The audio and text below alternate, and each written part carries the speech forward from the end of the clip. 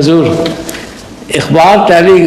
Daily ٹیلی graph میں ایک مضمون شائع ہوا ہے جس میں لکھا ہوا ہے کہ ماں کا دودھ 2 سال تک پینے سے کینسر کا خطرہ کم ہو جاتا ہے۔ ٹھیک ہے بات، اس بارے میں حضور انور کی کیا رائے ہے؟ بالکل ان صحیح ہے۔ ممالک میں جہاں بچے زیادہ ہوں وہاں عورتوں میں کینسر کم ہوتے ہیں۔ بچے زیادہ ہوں عورتوں کے، جہاں وہاں کینسر کم ہوتا ہے؟ کم ہوتے ہیں۔ اور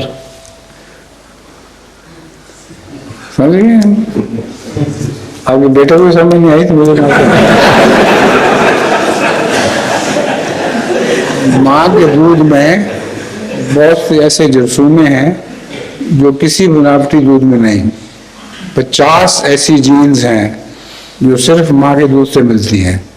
اس لیے سب دنیا میں کہا جاتا ہے کہ ماں کے دودھ سے بہتر کوئی اور دودھ نہیں۔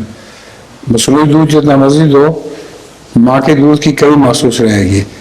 تو مراد اس کی یہی ہے کہ وہ ماں کے دودھ میں جو جینز ملتی ہیں انسان بچے کو، وہ دوسرے دودھ میں نہیں ملتی، اور اس میں کینسر کی مدافعت بھی ہوتی ہے۔